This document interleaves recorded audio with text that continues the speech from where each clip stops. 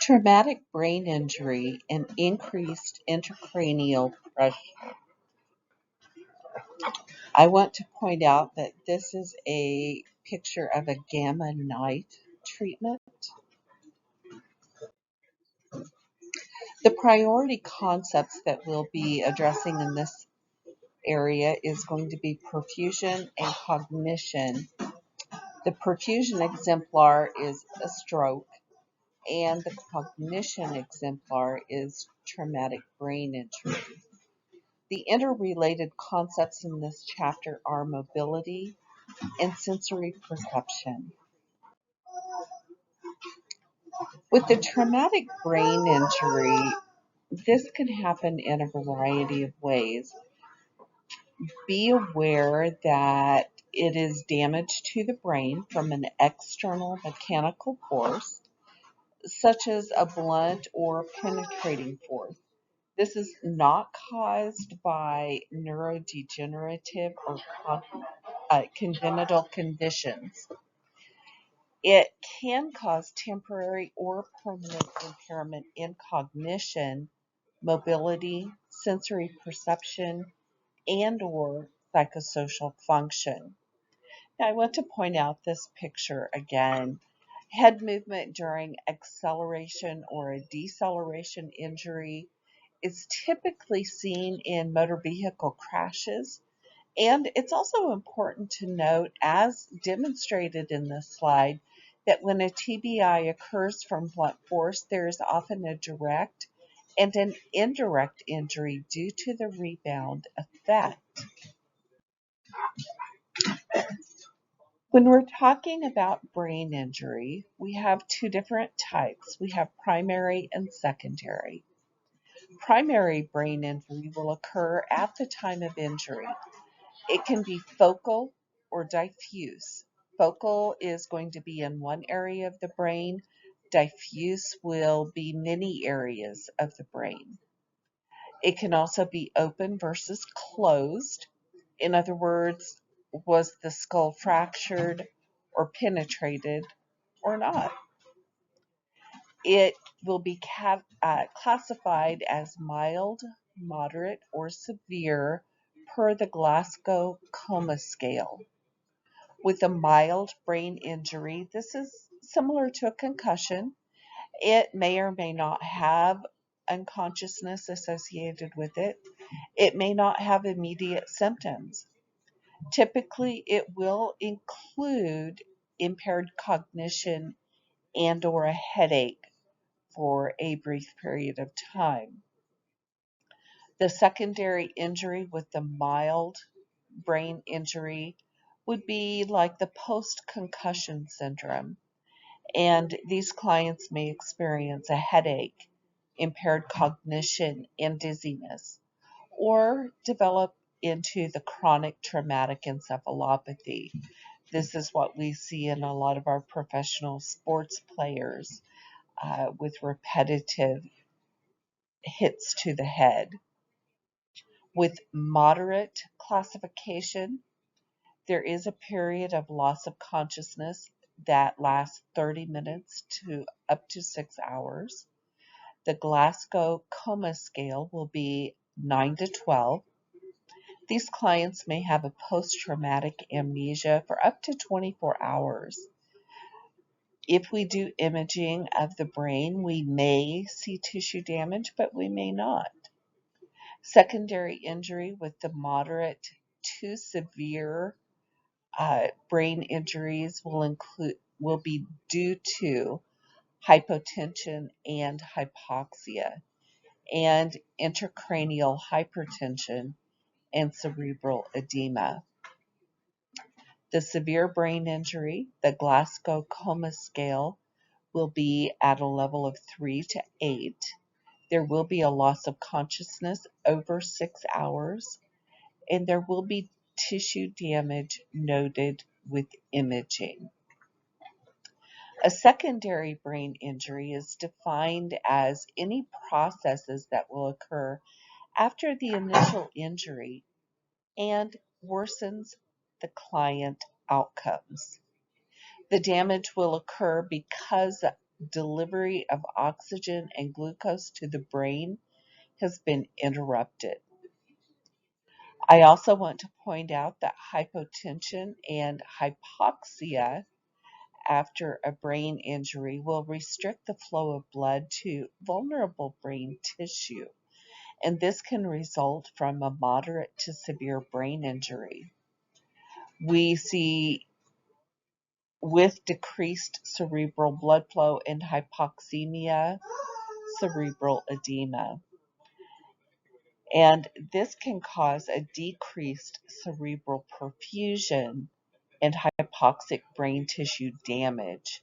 These clients will have a poor prognosis and impaired cognition.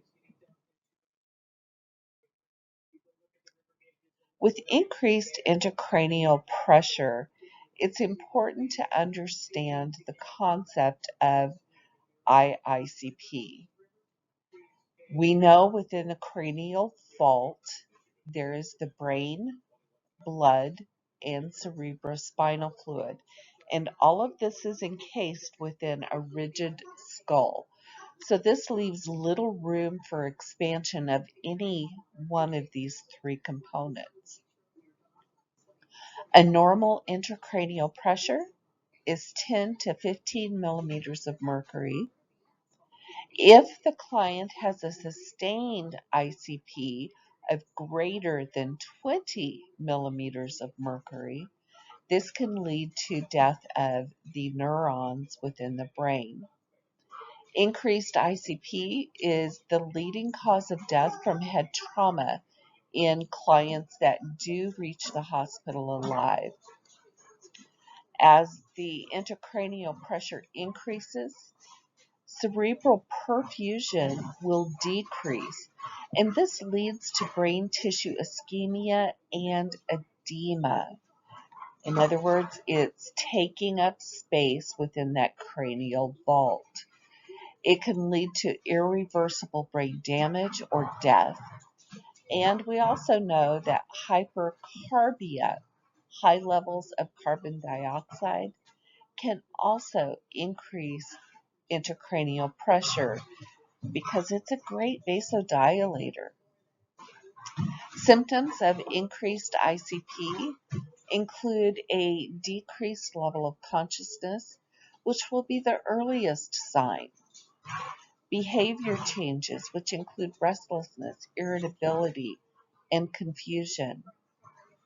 We have a head injury, we're going to have a headache, but now we have an increasing headache with increasing ICP. Nausea and vomiting may be present, and it may be projectile. We may see seizures, papilledema, aphasia, or dysarthria. We might see pupillary changes, where the pupils are dilated and non-reactive, or we may see cranial nerve dysfunction. We might also see the Cushing triad, which is a very late sign in increased ICP. This includes severe hypertension, a widened pulse pressure, which is the difference between systolic and diastolic pressures, and bradycardia. If this happens, the client is in very bad shape. And we may also see the abnormal posturing, which is also a very late sign. The decorticate, where everything is turned to the core. The decerebrate, which is everything is now turned away from the core. Or flaccidity, which there's absolutely no muscle tone. What do we do to take care of increased intracranial pressure? One of the first things we want to do is elevate the head of the bed. This will also include administering oxygen therapy to keep the oxygen saturation at least 95%. We also need to maintain the head in a neutral position and avoid sudden acute hip or neck flexion. We should prevent agitation and hypothermia. These can increase intracranial pressure. Avoid coughing, sneezing, nausea, vomiting. We should always monitor the vital signs, the heart rhythm, and blood glucose levels. We should minimize stimulation. We should also hyperoxygenate if endotracheal or any type of suctioning is required. We should assess for cerebrospinal fluid leaking from the nose or the ears. So if we do see fluid leaking from these areas, we look for the halo sign, where we put a drop of this fluid on a white gauze and look to see if a halo develops. We should also do invasive monitoring. We need to keep track of the ICP and the CPP levels. We may administer osmotic diuretics such as mannitol.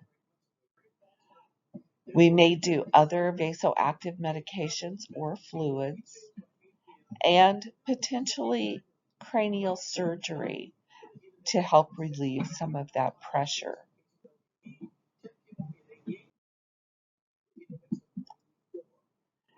Now, we do know that as the client um, with increased intracranial pressure goes through this, there are some potential issues, uh,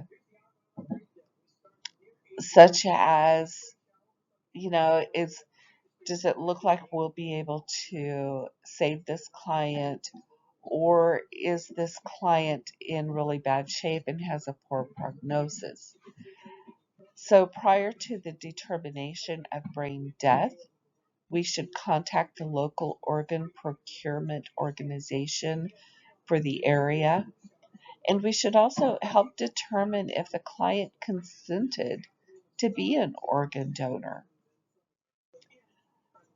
So potential complications of increased intracranial pressure other than death would include fluid and electrolyte disturbances, infection, diabetes insipidus, or SIADH, the syndrome of inappropriate diuretic hormone, seizures, and brain herniation.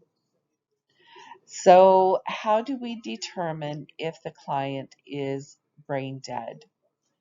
Well, we look at 4 criteria. The client needs to have a coma of known cause that has been established by history, clinical exam, lab testing, and neuroimaging. The client should have a normal or near normal body temperature. They should have a normal systolic pressure of at least 100 and should have at least one neurological exam, such as an EEG, to determine the function of the brain. Hemorrhage may occur as part of the primary injury, or it can arise later following a TBI. We do know that all hematomas are potentially life-threatening because they act as a space-occupying lesion surrounded by edema. So it's taking up more of that space within that rigid skull and increasing intracranial pressure. These hemorrhages can include an epidural hematoma, which is located outside the dura mater of the brain, the subdural hematoma, which is located under the dura mater, and intracerebral hemorrhage, which will be within the brain tissue itself. With the epidural hematoma, this is often caused by a fracture of the temporal bone. The client may have lucid moments followed by a momentary lapse of consciousness. Any loss of consciousness is going to be considered abnormal and needs to be investigated. The subdural hematoma is most commonly from the tearing of bridging veins within the cerebral hemispheres or from a laceration of brain tissue. The bleeding will occur more slowly than from an epidural hematoma. It can be what we consider an acute subdural hematoma, which will occur within 48 hours of the injury, subacute, which will occur within 48 hours to 2 weeks, or chronic, which will occur 2 weeks to several months following the injury. Subdural hematomas actually have the highest mortality rate because the symptoms are often unrecognized until severe neurologic compromise. With the intercerebral hemorrhage, these may produce a significant brain edema and increased intracranial pressure. And if the hemorrhage is in the brainstem, the client has a very poor prognosis. So as we recognize and analyze cues, of course, we always do our noticing, our observation. We have to get that history, determine the client's level of consciousness. Have they been unconscious, combative, or confused? We need to try and determine when the injury occurred, where it occurred, and how the injury occurred. This is going to be very important in helping to diagnose what's going on, and not only that, but how we're going to treat it. We should always assess the airway and breathing pattern first. With any head injury, we always assume that there's a spinal injury until it has been ruled out. So spinal precautions would be keeping the client in a supine position, keeping the spine in a neutral position, putting on a rigid cervical collar. This is not going to prevent head movement, but as I always tell my patients, it's going to remind you not to move your neck. There should be no neck, thoracic, or lumbar flexion. And if turning is required, log rolling should be done. We need to obtain vital signs. We're looking for that Cushing's triad. Remember, that's the severe hypertension, the widened pulse pressure, and bradycardia. Our vital signs can be very definitive in letting us know if there is a TBI going on or changes in intracranial pressure. We should also complete a neurological exam. Remember that early signs of increased intracranial pressure will be a change in that level of consciousness. This includes a decrease in the client's arousability. They have increased sleepiness or increased restlessness or combativeness. And we need to look at those pupils because pupillary changes can indicate increased intracranial pressure. And vision changes can also indicate brain injury. I'm sure you've seen television shows where the healthcare provider holds up fingers and asks the client to tell them how many fingers are being held in front of their face. This is assessing that gross visual acuity. These clients may also have these other symptoms, so we need to assess for them: a headache, nausea, vomiting, seizures, papilledema, decreased motor response, that presence of the cerebral spinal fluid from the ears or the nose, purple discoloration around the eyes. This is called raccoon's eyes, or if we see that purple discoloration behind the ears, this is called the battle sign. Those are both indicative of a skull fracture. And we should also do a psychosocial assessment. These clients with TBIs may have changes in personality that may be temporary, lasting up to a year, but they could also be lifelong. And the client may have changes in cognition.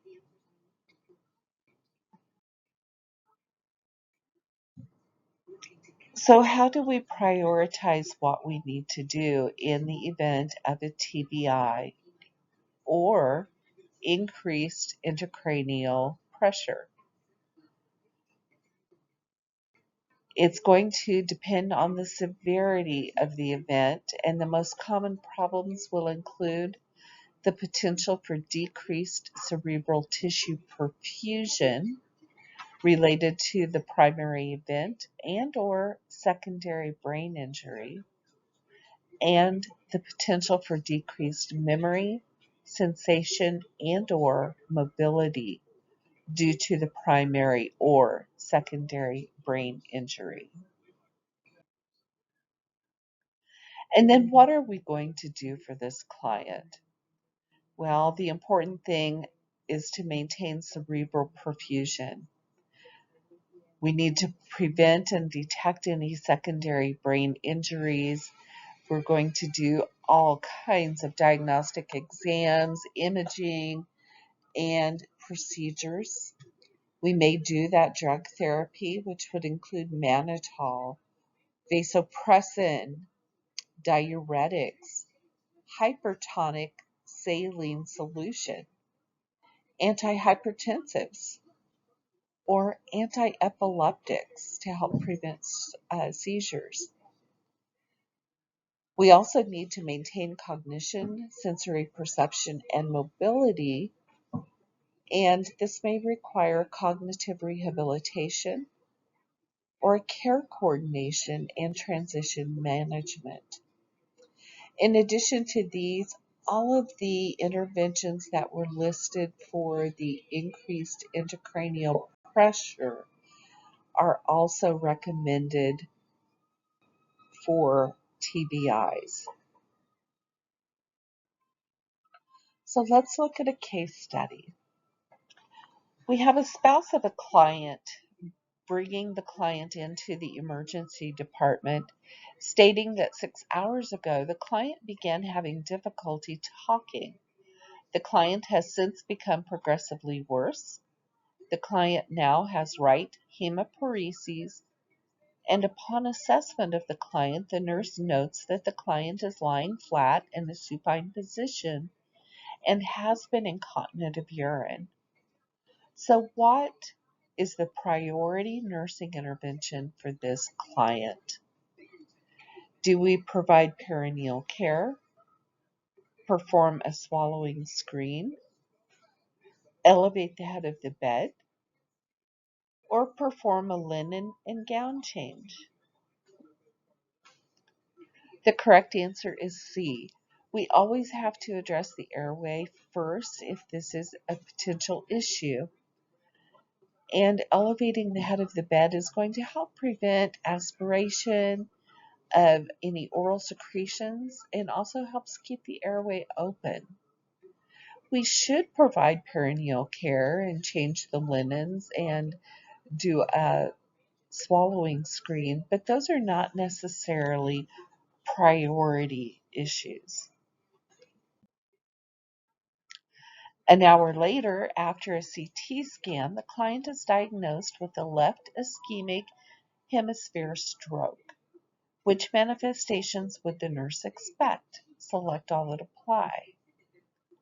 Is it constant smiling, intellectual impairment, deficits in the right visual field, disorientation to time, place, and person, or inability to demonstrate discriminate words and letters?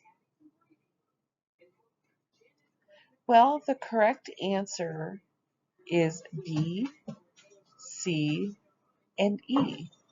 Clients experiencing a left hemisphere stroke display an inability to discriminate words and letters, intellectual impairment, and deficits in the right visual field. Disorientation, constant smiling, and neglect of the visual field are manifestations of a right hemisphere stroke.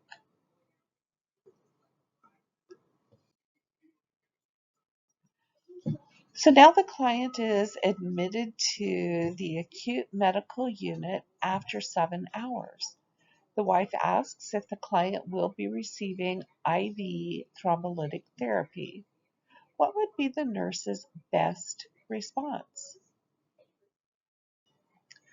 Well, remember with TPA or the thrombolytics, the client has to meet strict eligibility criteria for thrombolytic therapy,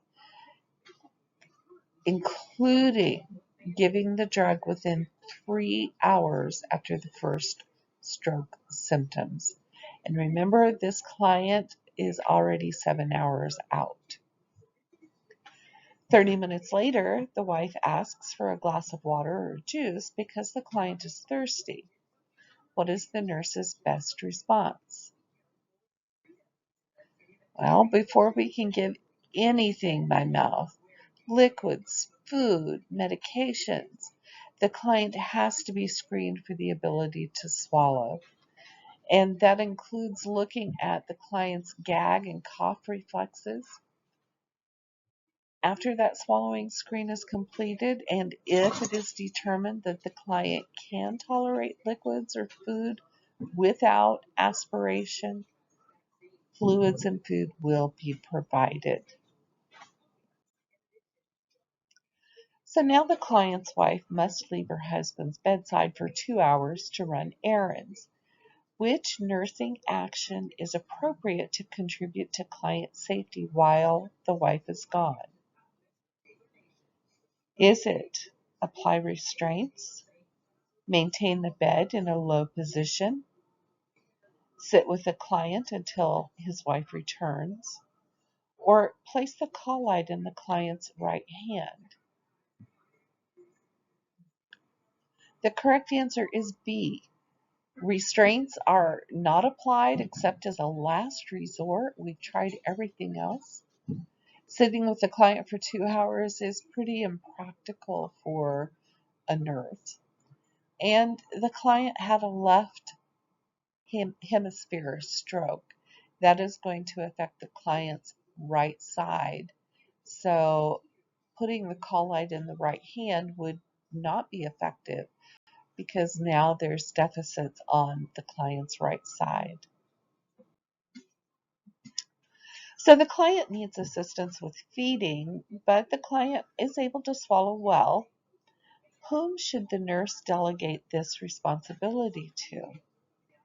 Is it a hospital volunteer, the licensed practical nurse, the unlicensed assistive personnel, or a student nurse during their first patient care experience?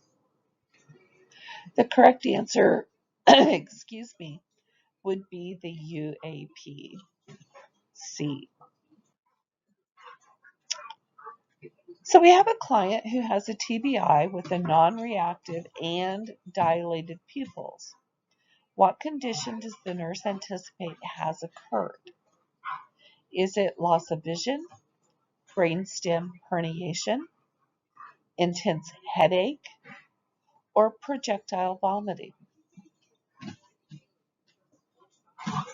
Well, these symptoms are treated as a herniation of the brain until it's proven differently. We do know that pupils that are fixed or non-reactive and dilated do have a poor prognosis, and clients with this problem, we often refer to that as having blown pupils. Next question. The nurse understands which symptom is the earliest indicator of increased intracranial pressure when caring for a client with a head injury. Is it increased pupil size, nausea and vomiting, agitation and confusion, or elevated blood pressure? The correct answer is C. We do know that agitation and confusion are showing us that we have a change in behavior and a change in the level of consciousness, which is the earliest sign of increased ICP. And last question. A client has experienced a stroke in the left cerebral hemisphere. What clinical presentation does the nurse expect to observe in the client? Select all that apply. Is it aphasia, decreased proprioception, or disoriented to time and place, agraphia, or difficulty with math calculations? The right cerebral hemisphere is going to be more involved with visual and spatial awareness. That's going to be B. So that's not the correct answer. A person who has a stroke involving that right cerebral hemisphere is often aware of any deficits and may be disoriented to time and place. So again, not the right answer. But all of the other answers are correct. A, D, and E.